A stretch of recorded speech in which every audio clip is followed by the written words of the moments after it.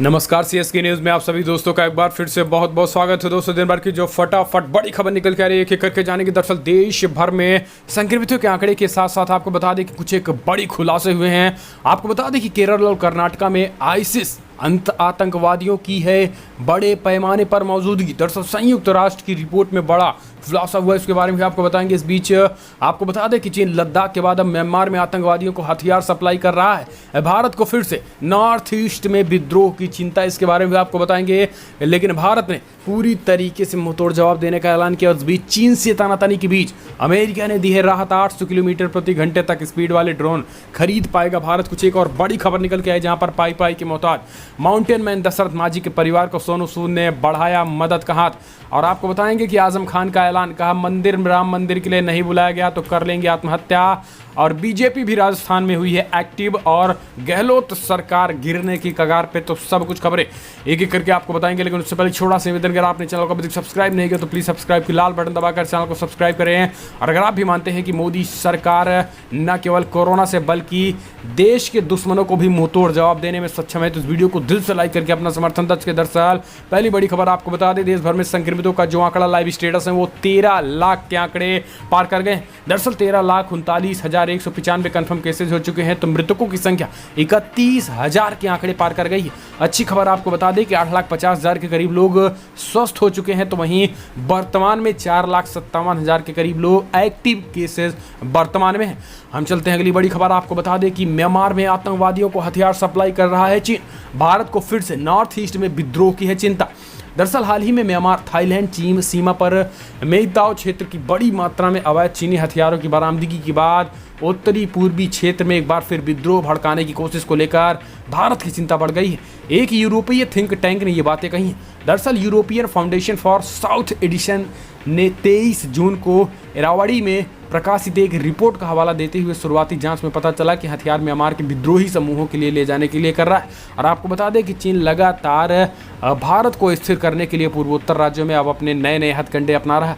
यही कारण है कि आतंकियों को वो हथियार सप्लाई कर रहा है। हालांकि भारतीय सेना, जाबाज सेना पूरी तरीके से चट्टान के साथ चीन के हर एक उस नकेल कसने का ऐलान कर दिया है जहां जहां से चीन भारत में इंटर कर रहा है।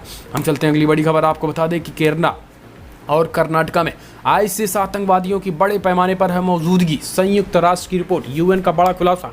आपको बता दें कि आतंकवाद का संयुक्त राष्ट्र की एक रिपोर्ट में आगाह किया है। केरला और कर्नाटका में आईसिस आतंकवादियों की काफ़ी बड़े पैमाने पर संख्या।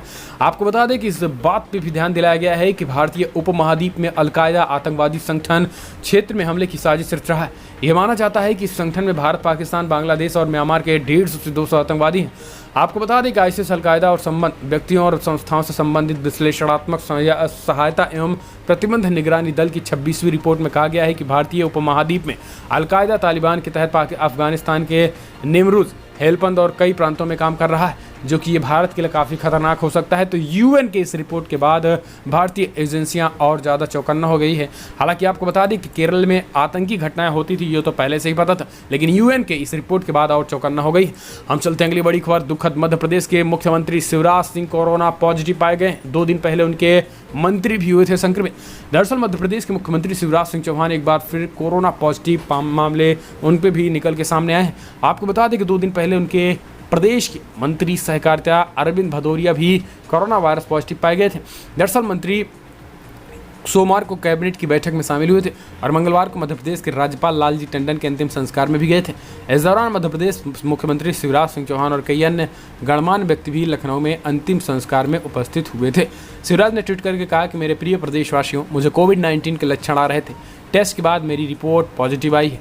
मेरे साथ साथियों से अपील है कि जो भी मेरे संपर्क में आए हैं वो कोरोना टेस्ट करवा लें और मेरे निकट संपर्क करने वाले लोग क्वारंटीन में हो जाएं। हम चलते हैं अगली बड़ी खबर। पाई को मोहताज माउंटेन मैन दशरथ माझी का परिवार सोनू सूद ने बढ़ाया मदद कहाँ। दरअसल बीते कई महीनों में कोरोना वायरस के कारण लॉकडाउन के बाद से देश भर में बेरोजगारी और गरीबी के हालात तेजी से बढ़ रहे हैं। आपको बता दें कि इन दिनों लोगों की मदद करने वाले रियल लाइफ सुपर हीरो बनकर सामने आए अभिनेता सोनू सूद ने कई प्रवासियों को अपने अपने घर पहुँचाया, तो वहीं कई लोगों की आर्थिक मदद भी की जा रही है। वहीं अब सोनू सूद के ट्विटर पर ट्विटर वॉल पर भी एक ऐसे गरीब परिवार की मदद करने का ऐलान किया। दरअसल आपको बता दें कि उनके ट्विटर वॉल पर एक व्यक्ति अंकित राजगढ़िया ने ट्वीट कर लिखा है कि सोनू सूद सर ये दशरथ मांझी हैं, इन्हें माउंटेन मैन के नाम से जाना जाता है, ये इनके परिवार के लोग हैं, इन पर फिल्म भी बनी है। आपको बता दें कि उन्होंने लिखा कि इन्होंने अपनी पत्नी के प्रेम में पहाड़ को काट कर सड़क बना दिया और आज ये दाने दाने के लिए मोहताज हैं। आज इन्हें आपकी मदद की सख्त ज़रूरत है। इसके साथ ही तत्काल सोनू सूद ने ट्वीट करके उनको कहा कि आज से इनकी तंगी खत्म हो जाएगी, आज ही इनका काम हो जाएगा भाई। इस तरीके से उन्होंने कमेंट के माध्यम से उसमें उन्होंने अपना रिप्लाई दिया है ट्विटर के माध्यम से और मदद करने का पूरा भरोसा दिलाया है। हम चलते हैं अगली बड़ी खबर। आपको बता दें कि आजम खान का ऐलान, कहा राम मंदिर के भूमि पूजन में आमंत्रण नहीं मिला, निमंत्रण नहीं मिला तो सरयू में ले लेंगे समाधि। दरअसल राम की नगरी 5 अगस्त को देश के प्रधानमंत्री मोदी भव्य राम मंदिर के आधारशिला रखेंगे। इस कड़ी में शनिवार को मुस्लिम कार सेवक मंच के राष्ट्रीय अध्यक्ष आजम खान ने अयोध्या पहुंचकर एक प्रतिज्ञा ली। उनका कहना है कि अगर 5 अगस्त को प्रधानमंत्री मोदी के भूमि पूजन कार्यक्रम में उनको नहीं आमंत्रित किया गया तो वो उसी दिन ही सरयू में जल समाधि ले लेंगे। उनका मानना है कि उन्होंने राम मंदिर निर्माण के लिए आंदोलन किया है, वो भगवान राम को मानने वाले हैं और वो भी भगवान राम के भक्त हैं। भगवान राम को किसी भी धर्म या जाति से बांधा नहीं जा सकता, इसलिए इस पूर्ण काम में वो भी शामिल होकर राम मंदिर भूमि पूजन का साक्षी बनना चाहते हैं। आपको बता दें कि अयोध्या में आजम खान कार सेवक मुस्लिम कार सेवक मंच के अध्यक्ष हैं। इन्होंने पहले भी राम मंदिर के लिए काफ़ी ज़्यादा लड़ाइयाँ लड़ी हैं और इसी को लेकर वो थोड़े नाराज़ बताए जा रहे हैं। इनका कहना है कि हमें इग्नोर किया जा रहा है, इसलिए हम काफ़ी नाराज़ हैं। ऐसे में सरकार से अपील है कि तत्काल आजम खान को निमंत्रण का न्योता दिया जाए ताकि आजम खान जैसे लोग पहुंच सके जो राम भक्त हैं। कमेंट के माध्यम से आप अपनी राय देना ना भूलें। हम चलते हैं अगली बड़ी खबर। आपको बता दें कि राजस्थान के चुनावी संकट के बीच भारतीय जनता पार्टी भी हुई है एक्टिव। आज शाम प्रतिनिधिमंडल राज्यपाल मिश्र से करेगा मुलाकात। दरअसल राजस्थान में सियासी घमासान तेज हो गया है। हाईकोर्ट से सचिन पायलट को राहत मिलने के बाद गहलोत खेमे में हलचल तेज हो गई है। तो वहीं विधानसभा सत्र बुलाकर शक्ति परीक्षण कराने की मांग पर अड़े सीएम गहलोत ने फिर से 12:30 बजे विधायकों के साथ आज बैठक की थी। दरअसल राज्यपाल कलराज मिश्र ने विधानसभा सत्र को लेकर सत्ता पक्ष से कुछ सवाल किए। राज्यपाल की तरफ से पूछे गए 6 बिंदुओं पर गहलोत कैबिनेट में देर तक मंथन चलता रहा। माना जा रहा है कि मंत्रिमंडल का जवाब राज्यपाल ही भिजवाएंगे। लेकिन इस बीच आपको बता दें कि सियासी संग्राम के बीच भारतीय जनता पार्टी भी एक्टिव मोड पे आ गई। भारतीय जनता पार्टी के नेताओं द्वारा भी अब राज्यपाल से समय मांगा गया और वो अपनी बात भी रखने का ऐलान किया। बीजेपी का कहना है कि अब हम भी राज्यपाल से मिलकर तत्काल राजस्थान की इस सरकार को बर्खास्त करने की मांग करेंगे और इसके साथ ही बहुमत पेश करने की बात कर रहे हैं।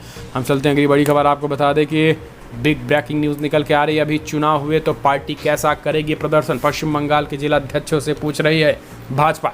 आपको बता दें कि पश्चिम बंगाल में सत्तारूढ़ तृणमूल कांग्रेस का आगामी 2021 विधानसभा चुनाव में पटखनी देने के लिए लक्ष्य साथ भारतीय जनता पार्टी ने प्रदेश के सभी 294 सीटों पर अपनी पार्टी की स्थिति का मूल्यांकन करने के लिए एक्सरसाइज शुरू कर दिया है। भाजपा ने ऐलान किया है कि वो कम से कम 200 सीटों पर जीत हासिल करेंगी। कई जिलों में तो कुछ हिस्सों में यह पूर्ण आंशिक तालाबंदी और राज्य में सप्ताह में 2 दिनों के लॉकडाउन के बावजूद सभी भाजपा जिला अध्यक्षों और बुधवार को शुरू हुए एक्सरसाइज में शामिल होने के लिए चरणों में कई दिल्ली बुलाए गए जो कि अलग सप्ताह तक जारी रहेगा। इन जिला अध्यक्षों में से कई ऐसे हैं जो हाल ही में चुने गए हैं। विधानसभा क्षेत्रों का मूल्यांकन गुरुवार से उत्तर बंगाल के जिलों के साथ शुरू हुआ जहां भाजपा ने 219 में से सभी 7 लोकसभा सीटों पर कब्जा जमाया था। आपको बता दें कि अब बीजेपी का मानना है कि इस बार उनके अच्छा प्रदर्शन हो सकता है पश्चिम बंगाल में। हम चलते हैं अगली बड़ी खबर। पेट्रोल पंप पर तेल चोरी पड़ेगी भारी, ग्राहक की शिकायत पर रद्द होगा लाइसेंस। पहली बार मिले हैं नए अधिकार। आपको बता दें कि देश के पेट्रोल पंपों पर अब चिप लगाकर तेल चोरी करना संचालकों पर भारी पड़ने वाला है। आपको बता दें कि देश में रोज पेट्रोल पंप मशीनों से चिप लगाकर पेट्रोल और डीजल की घटतौली के मामले को देखते हुए मोदी सरकार ने सख्त कदम उठाए हैं। बीते 20 जुलाई को नए उपभोक्ता संरक्षण अधिनियम लागू हो जाने के बाद पेट्रोल पंप संचालकों पर नकेल कसना शुरू हो गया। आपको बता दें कि पेट्रोल डीजल को लेकर उपभोक्ताओं को हर रोज कई तरह की समस्याओं से दो चार होना पड़ता है। ग्राहक कम पेट्रोल डीजल शिकायतों को लेकर परेशान रहते हैं, लेकिन अब नए उपभोक्ता संरक्षण अधिनियम 2019 के तहत पेट्रोल पंप संचालक उपभोक्ता को ठग नहीं सकते।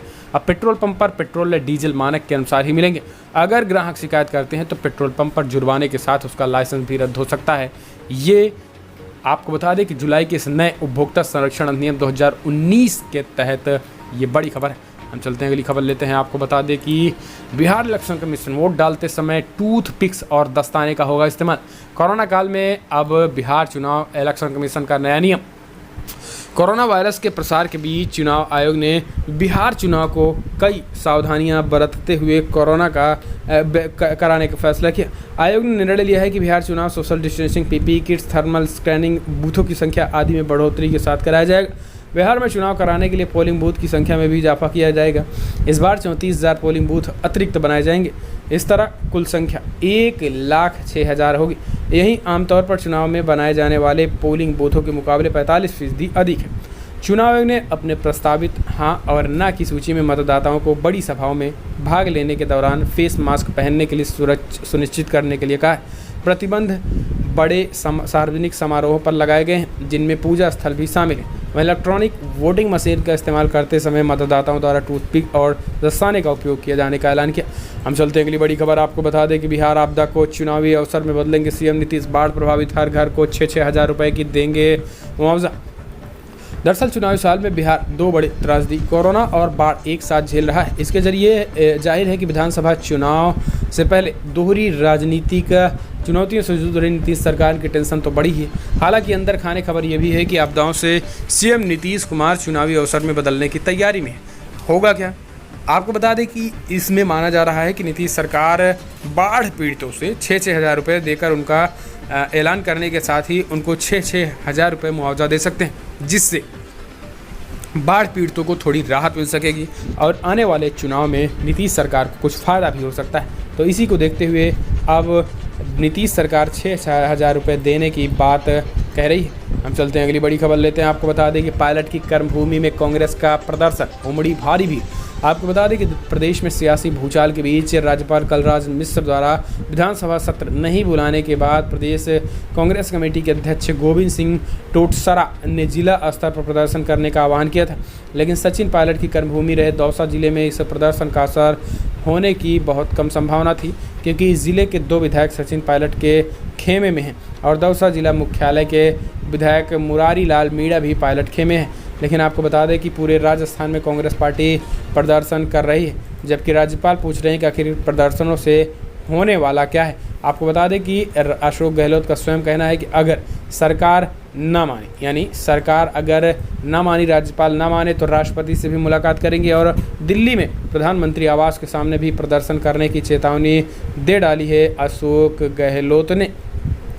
फिलहाल हम चलते हैं अगली बड़ी खबर। दुनिया भर में जो आंकड़े निकल के आ रहे हैं, आपको बता दें कि 1,57,00,000 के आंकड़े पार कर गए। 1,57,46,000 कन्फर्म केसेस, तो 6,39,000 करीब लोगों की मौत हो गई है। इस बीच आपको बता दें कि यूनाइटेड स्टेट में 41,86,000 कन्फर्म केसेस, तो वहीं अगर मृतकों की संख्या की बात करें तो यहाँ पर 1,47,000 करीब लोगों की मौत भी हो गई है। इस बीच 1,47,000 करीब लोगों की मौत भी हो गई है। वहीं ब्राज़ील में 23,48,000 संक्रमितों की संख्या, तो 85,000 ज़्यादा लोगों की मौत हो गई। इंडिया में भी 13,86,000 के करीब 36,000 करीब संक्रमितों की संख्या, तो वहीं 32,000 करीब लोगों की मौत भी हो गई है। रसिया में भी 8 लाख के करीब संक्रमितों का आंकड़ा, 13,000 ज़्यादा लोगों की मौत हो गई। तो दुनिया भर में ये कोरोना के संक्रमितों के आंकड़े लाइव स्टेटस से दोस्तों फिलहाल हम चलते हैं अगली बड़ी खबर। आपको बता दें कि चीन से तानातानी के बीच अमेरिका ने दी बड़ी राहत। 800 किलोमीटर प्रति घंटे तक स्पीड से चलने वाले ड्रोन खरीद पाएगा भारत।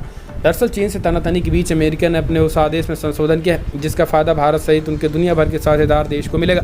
अमेरिका ने अपने सहयोगी देशों की रक्षा क्षमता को बढ़ाने के लिए 800 किलोमीटर से कम रफ्तार वाले मानव रहित विमान को कैटेगरी 1 की जगह कैटेगरी 2 में माना गया और इसकी निर्यात को मंजूरी दे दी है। अमेरिकी ड्रोन के निर्यात में इस संशोधन में न सिर्फ मध्य पूर्व में उसके सहयोगियों को लीबिया में चीनी लड़ाके ड्रोन्स का मुकाबला करने में मदद मिलेगी, बल्कि भारत को भी Predator B arms Global Hawk surveillance drones America से खरीदने में मदद मिलेगी। तो ये अच्छी खबर है। फिलहाल बड़ी खबर में इतना है, लेकिन अगर आपको वीडियो पसंद आए तो लाइक करें, शेयर करें, कमेंट के माध्यम से अपनी राय देना ना भूलें। फिलहाल इस वीडियो में इतना ही। जय हिंद, वंदे मातरम।